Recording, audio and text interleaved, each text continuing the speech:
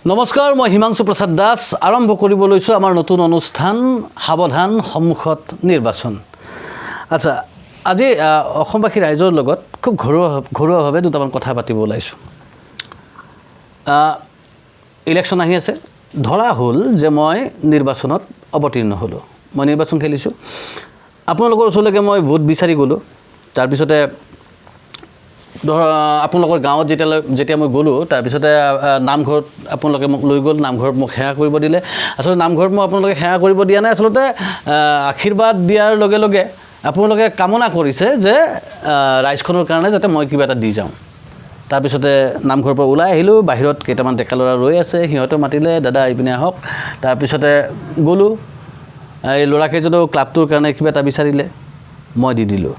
তাৰপিছতে মোৰ নিৰ্বাচনী বেনাৰ, পোষ্টাৰ, সমদল, মনোনয়ন পত্ৰ দাখিল কৰিবলৈ যাওঁতে কৰা শোভাযাত্ৰা, তাৰপিছত আৰু বিভিন্ন ঠাইত দিব লগা হোৱা খানা পিনা, মানে গোটেইবিলাক তো দিয়াৰ পিছত মোৰ এটা বৃহৎ খৰচ এটা হৈ গ'ল। এতিয়া সমস্যাটো হ'ল, মই নাটক কৰা মানুহ, মোৰতো ইমান পইচা নাই, মোৰ ইমানখিনি টকা নাই যে মই নামঘৰত সোমাই দিয়াৰ লগে লগে মই আপোনালোকক পইচা দিলোঁ, ডেকা ল'ৰাকেইটাক দিলোঁ, খানা পিনা, বেনাৰ পোষ্টাৰ, ইমান পইচাটো মোৰ নাই।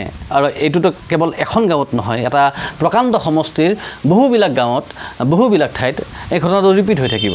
গতিকে ইমান পইচা মোৰ নোহোৱা হোৱাৰ পিছতো ইমান পইচা মোৰ দিব লগা হ'ল। আৰু যদি মই নিদিওঁ তেতিয়াহ'লে মোৰ ইম্প্ৰেশ্যন বেয়া হৈ যাব। আৰু যদি মই দিব নোৱাৰোঁ তেতিয়াহ'লে মোৰ বিৰোধী যিজন, মোৰ এগেইনষ্টত যোনে খেলিছে তেওঁ দিব, তেওঁ দিয়াৰ লগে লগে তেওঁ মোতকৈ দুটা খোজ আগুৱাই যাব, তেওঁক মানুহে ভোট দিব, মই হাৰি থাকিম। এতিয়া মইতো হাৰিব নিবিচাৰোঁ, মই জিকিব বিচাৰোঁ।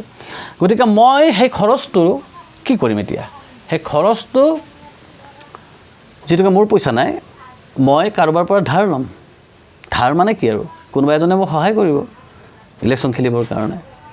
ধৰা হ'ল তেওঁ কোনোবা ঠিকাদাৰ বা কোনোবা কোম্পানীৰ মালিক, কোনোবাই মোক পইচা দিলে।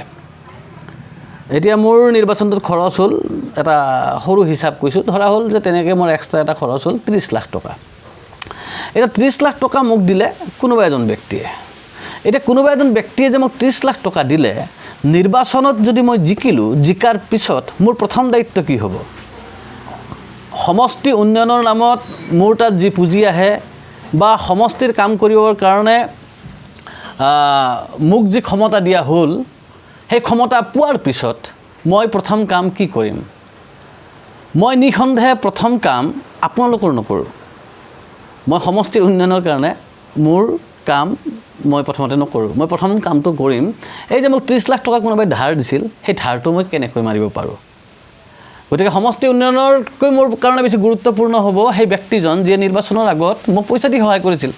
আৰু তেওঁ মোক পইচা কিয় দিব লগা হ'ল? কাৰণ আপোনালোকে খোজে, ভোট দিব গ'লে, ভোট খুজিব গ'লে আপোনালোকে পইচা খোজে।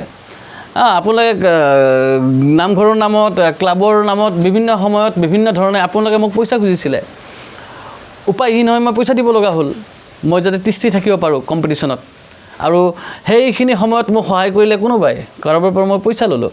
গতিকে মই জিকাৰ পিছত মই প্ৰথম দায়বদ্ধ হৈ থাকিম সেই ব্যক্তিজনৰ প্ৰতি, সমষ্টিটোৰ কাৰণে নহয়, আপোনালোকৰ প্ৰতি নহয়। গতিকে ৰাইজ, কোনোবাখিনি এটা ডাঙৰ ভুল হৈ আছে আমাৰ। আৰু এই কথাটোকে যদি আমি আৰু অকণমান বহল কৰি দিওঁ, এই যে নৰেন্দ্ৰ মোদীয়ে হওক বা ৰাহুল গান্ধীয়ে হওক, তেওঁলোকে যে প্ৰকাণ্ড সমদল, চাৰিওপিনে তেওঁলোকৰ এই নাম যেনি তেনি চৌপাশে কোটি কোটি টকা যে তেওঁলোকে নিৰ্বাচনী প্ৰচাৰত খৰচ কৰে, সেই পইচাবিলাক ক'ৰ পৰা আহে? এতিয়া সেই খৰচবিলাক কৰিবৰ কাৰণে যদি কোনোবা কোম্পানীয়ে তেওঁলোকক পইচা দিছে, কোনোবা এজন পুঁজিপতি বহুত ধনী মানুহে যদি তেওঁক পইচা দিছে, গতিকে নৰেন্দ্ৰ মোদীয়ে হওক বা ৰাহুল গান্ধীয়ে হওক, জিকাৰ পিছত তেওঁলোক প্ৰথমতে দায়বদ্ধ কাৰ প্ৰতি থাকিব? ভাৰতবৰ্ষৰ জনগণৰ প্ৰতি থাকিব নে সেই কেপিটেলিষ্ট, সেই পুঁজিপতি, সেই ধনী কোম্পানীটোৰ প্ৰতি থাকিব? কাৰ প্ৰতি থাকিব? আপোনালোকে অকণমান নিজে মগজু লগাই চিন্তা কৰি চাব। যদি মোক কলগেট নামৰ মই এটা উদাহৰণৰ কাৰণে কৈছোঁ, কলগেট নামৰ কোম্পানী এটা ইলেকশ্যনৰ সময়ত পইচা দিছে, তেতিয়াহ'লে মই দায়বদ্ধ থাকিম যে মই জিকাৰ পিছত কেনেকৈ ভাৰতবৰ্ষত কেৱল কলগেট আৰু কলগেটেই পোৱা যায় প্ৰতিখন দোকানত, যাতে ক্ল'জ আপ আহিব নোৱাৰে, প্ৰেপচুডেণ্ট আহিব নোৱাৰে, বেলেগ কোনো আহিব নোৱাৰে।